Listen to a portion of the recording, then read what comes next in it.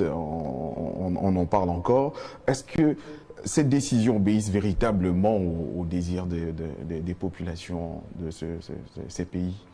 Bien sûr, c'est l'aspiration profonde des populations. Vous savez, en Afrique de l'Ouest...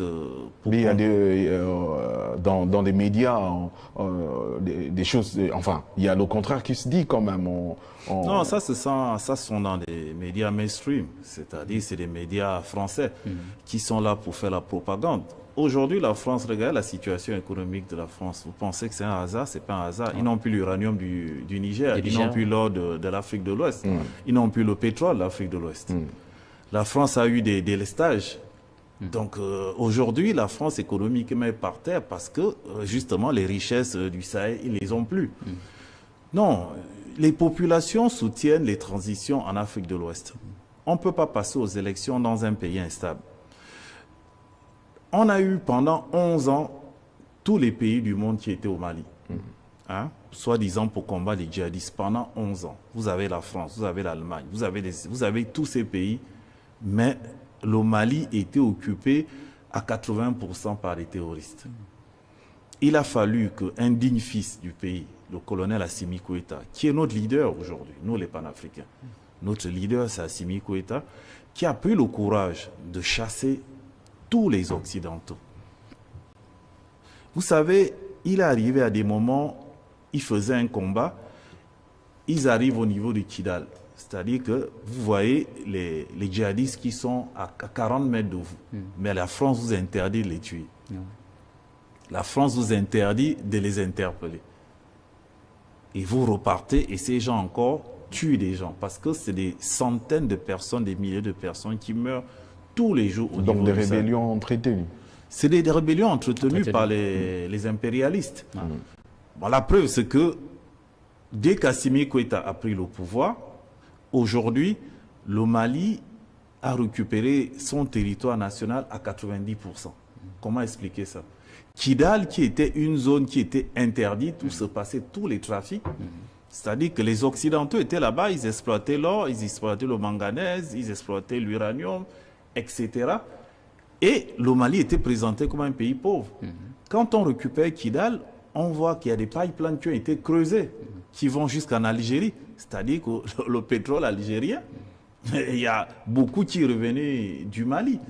Mais aujourd'hui, Kidal a été complètement récupéré. Nous sommes sur Tezaouaten. Comment expliquer qu'au niveau de Tezaouaten, vous avez des djihadistes qui ont des armes sophistiquées, qui ont des drones, etc.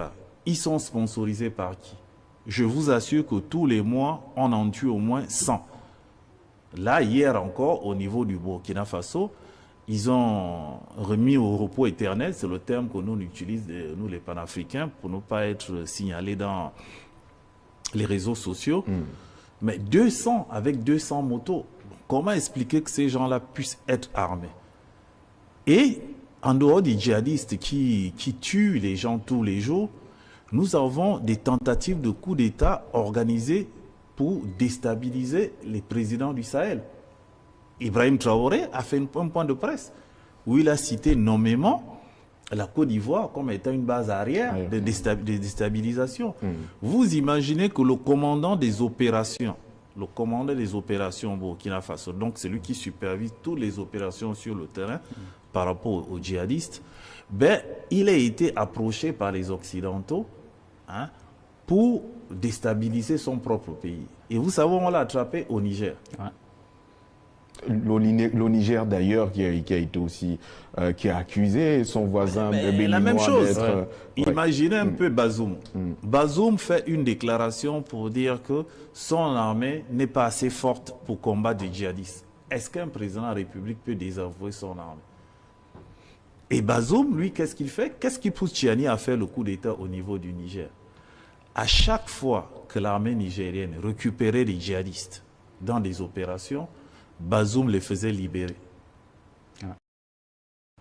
À chaque fois. Et la dernière fois, quand il a fait libérer, ben, les officiers supérieurs ont appelé le général Tchiani, qui était le patron de la garde républicaine, pour dire, là, il n'en pouvait plus parce qu'il vient encore de libérer 100 djihadistes. mais qui tue des populations. On parle des villageois, on parle des déplacés, on parle de tout ça. Et c'est à cause de ça que le coup d'État est venu au Niger. Mais qu'est-ce qui s'est passé? La CEDEAO s'est réunie pour créer une force pour aller attaquer le Niger. Donc pour déstabiliser Tchiani.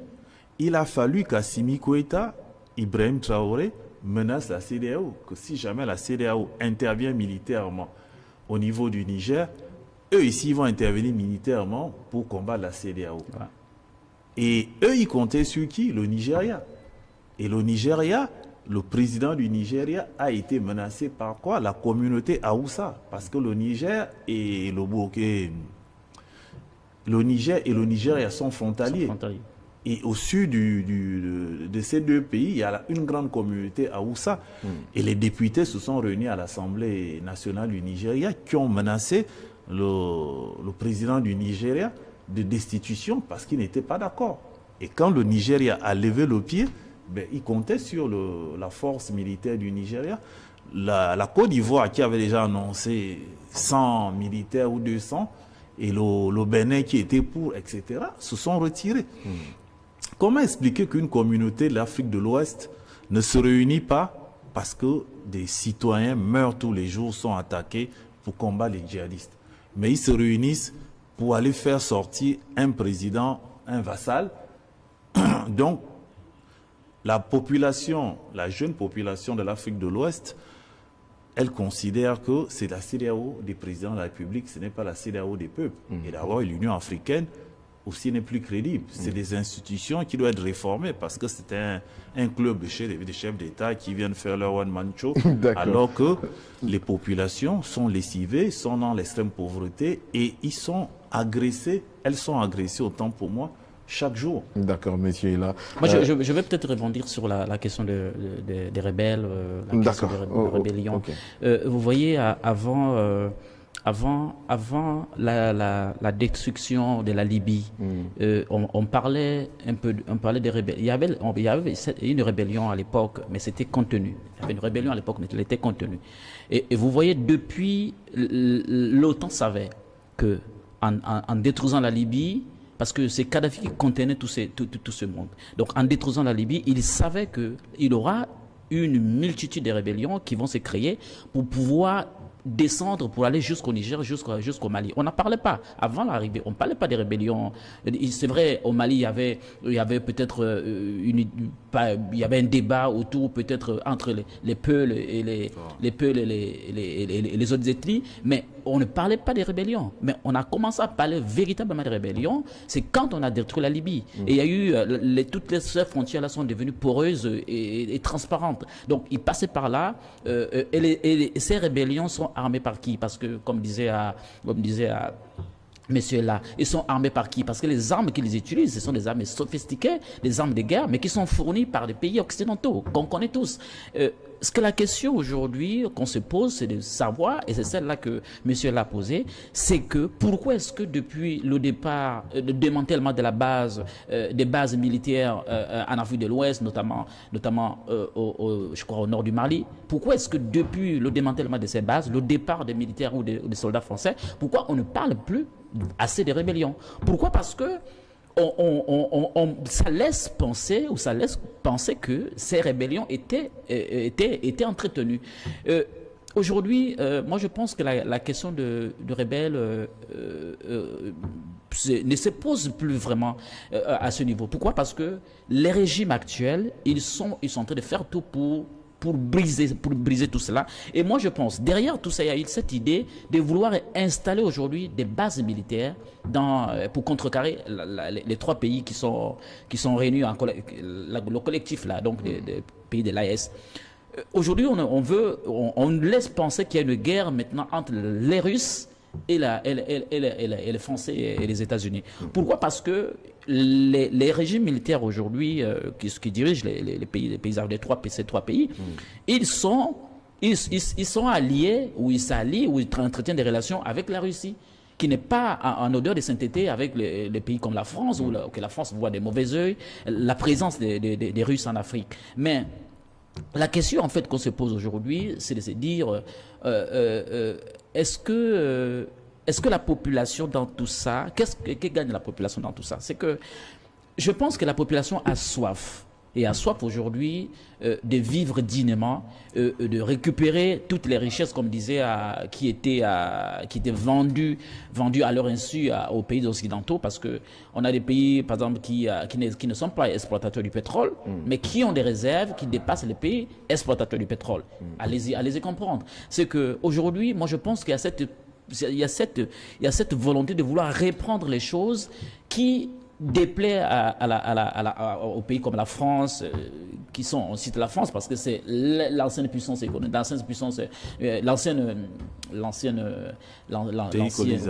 pays colonisateur, c'est pourquoi on les cite. Et ce sont pas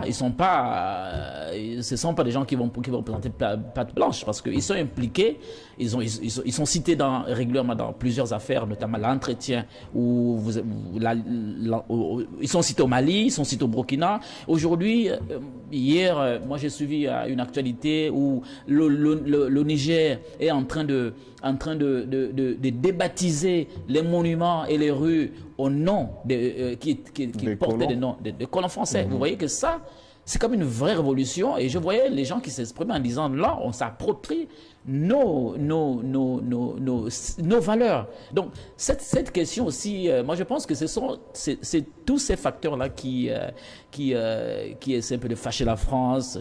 Et aujourd'hui, on se retrouve dans une situation où la France peut-être essaie de vouloir répondre à main, mais ils ont du mal parce qu'il y a eu une vraie résistance en fait qui se profile ou qui se décide. D'accord, messieurs, là, les transitions sont en cours. Est-ce que finalement la place, les attentes des citoyens de ces pays en ce qui concerne la rédaction des constitutions sont véritablement sollicitées et pris en compte? Oui, bien sûr. Bon, je pense que tout ça, c'est la distraction. C'est-à-dire, aujourd'hui, au niveau du Sahel, ce dont les pays ont besoin, c'est pas d'une constitution taillée à l'occidental. Les populations ont besoin de tranquillité, ont besoin de s'épanouir. Vous savez, il y a des villages qui ont été lécimés. Il y a des déplacés. C'est que la crise, elle est profonde en termes d'attaques djihadistes. Donc aujourd'hui, les populations ont besoin de tranquillité. Le Burkina Faso, le Mali, pour ne citer que ceux-là, sont en train de récupérer tout le territoire. Comment on pourrait expliquer qu'un pays n'avait que 20% de son territoire qui était géré? Le reste était occupé par des bandits, des djihadistes. Aujourd'hui, le Mali a récupéré 95% de son territoire. Pareil pour le Burkina Faso. Les populations et les autorités politiques de ces pays sont concentrées à la lutte contre le djihadisme, qui est en train de vraiment tuer. Donc, ils mettent d'énormes moyens, d'où le partenariat avec la Russie, l'Iran, la Chine. Et Ibrahim Traoré le disait lors de l'une de ses récentes sorties que les élections n'étaient pas une priorité. Ça peut pas être à l'ordre du jour, pendant que les Burkinabés meurent tous les jours. Je vous prends un exemple. Ça n'apparaît pas là comme une forme de dictature pour se maintenir non, ça c'est ce que les Occidentaux veulent faire croire. Ils veulent nous ramener à un monde où ils mettent leurs vassaux. La preuve, c'est que les déstabilisations de ces pays sont organisées par qui? Les hommes politiques qui choisissent. Les militaires. Je vous ai pris l'exemple du Burkina Faso, où on a arrêté le patron, c'est-à-dire des opérations sur le terrain, ceux qui vont combattre les djihadistes. Donc, ça veut dire qu'il y a des gens qui sont infiltrés. Et aujourd'hui, ils parlent, il y a des audios, il y a des vidéos, il en procède. Et il y a des pays qui sont cités par le président Ibrahim Traoré comme base arrière. On cite la Côte d'Ivoire, on cite le Bénin, on cite tous ces pays. C'est que c'est assez grave, il n'y a pas de quiétude dans ces pays, vous comprenez? Mais malgré ça, c'est des pays qui se développent. Quand vous comparez le Burkina Faso et les pays de l'Afrique centrale, il n'y a pas match en termes d'industrialisation. Le Burkina Faso vient d'inaugurer une usine de tôle. Le Burkina Faso a ouvert une usine de tomates. Le Burkina Faso a une usine qui fabrique les roues, qui monte les voitures blindées. Et pareil pour le Mali, c'est-à-dire qu'eux, ils sont déjà à l'étape de l'industrialisation pendant que nous sommes à la spéculation. Je vous prendrai l'exemple du Gabon.